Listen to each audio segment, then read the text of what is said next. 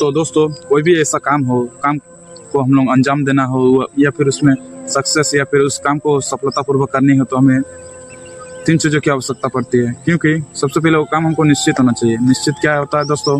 निश्चित जैसे एक गोल हो जाता है, टारगेट होता है। कोई भी काम को करने से पहले इसको एम बनाना पड़ता है, एक मकसद बनाना पड़ता है कि कल हम क्या करने वाले हैं। तो दोस्तों उसके लिए एक तो आपको एम बनाना पड़ता है। एम बनाएंगे, क्योंकि एम बनाएंगे उसके बाद ही उसके जरिए आपको जो प्लानिंग होता है, जो काम होता है, उसके बाद वो काम करेंगे।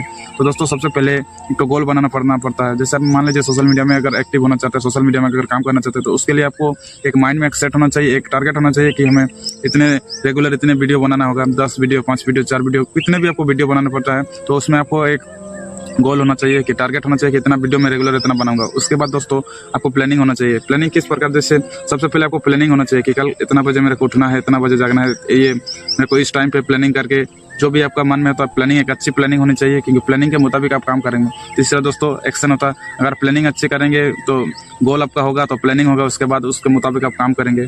उसके मुताबिक काम करने के बाद आपको खुद से होता है कि आपको खुद से एक सेल्फ कॉन्फिडेंस होना चाहिए। सेल्फ कॉन्फिडेंस क्या हो जाता है दोस्तों? आपको विश्वास होना चाहिए कि विश्वास आपका डगमगाना नहीं चाहिए। क्योंकि विश्वास ऐसा हो जाता है क्योंकि उस चीज़ में कामयाब होगे कि नहीं। क्योंकि दोस्तों आप जब पहले पड़ाव आपका जो होता है, पहले पड़ाव आपका जब कदम रखने जाते हैं, अगर हम लोग कोई भी जैसे मान लो दूसरे मंजिल तीसरे मंजिल में हम लोग चढ़ते हैं, तो तीसरे मंजिल चढ़ने के बाद क्या होता है कि हम लोग को सीढ़ी का, अभी तो आपको डिजिटल वाला आ गया है, डिजिटल सिस्टम, इलेक्ट्रॉनिक सिस्टम से सीढ़ियों में चढ़ा जाता है। तो ऐसा वो शॉर्टकट वाला हो गया। क्योंकि अब जो आपका हार्ड वर्किंग वाला आ जाता है, वो सीढ़ी आ जाता है, जो नॉर्मल सीढ़ी आ जाता है। जब हम लोग पहला सीढ़ी चढ़ते हैं, उसके बाद दूसरा सीढ़ी चढ़ते हैं, कि हम लोग को पता होता है कि बिना सीढ़ी चढ़े हम लोग छत कैसे, दूसरे मंजिल हम लोग कैसे पहुंचेंगे। तो दोस्तों पहला जब सीढ़ी में कदम रखते हैं, फर्स्ट स्टेप हम लोग जब कदम रखते हैं, तो हम लोग को थोड़ा बहुत डगमगाता है कि सीढ़ी कैसा होगा। क्योंकि खुद का घर का सीढ़ी तो आप लोग रेगुलर चढ़ते हैं, लेकिन दूसरे का सीढ़ी जब चढ़ेंगे तो आपको खुद में आत्मविश्वास नहीं होगा, खुद में डगमगा जाता है।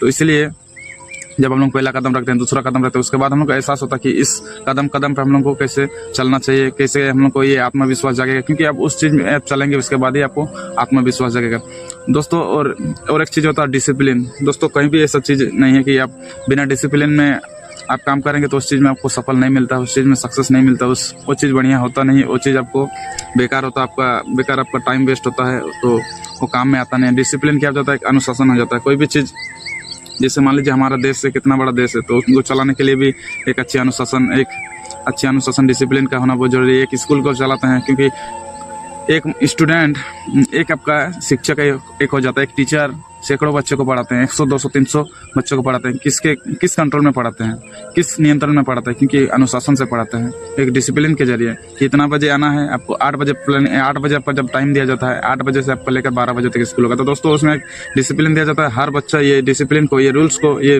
जो आपका रूल्स को है पालन करना पड़ता है। तो डिसिप्लिन के हिसाब से आप लोग रहेंगे, वरना आप स्कूल से बाहर चले जाएंगे। क्योंकि उसका टाइमिंग होता है, उस टाइम के अगर आप लेट में जाएंगे तो टीचर्स हमें तरह तरह के बातें सुनाते हैं, क्योंकि हम डिसिप्लिन को पालन नहीं कर रहे हैं। और डिसिप्लिन एक स्टूडेंट के लिए अगर डिसिप्लिन टूट जाता है तो सैकड़ों बच्चों के लिए धीरे धीरे टूट जाएगा। तो इसीलिए डिसिप्लिन इतना मजबूत हो जाता है।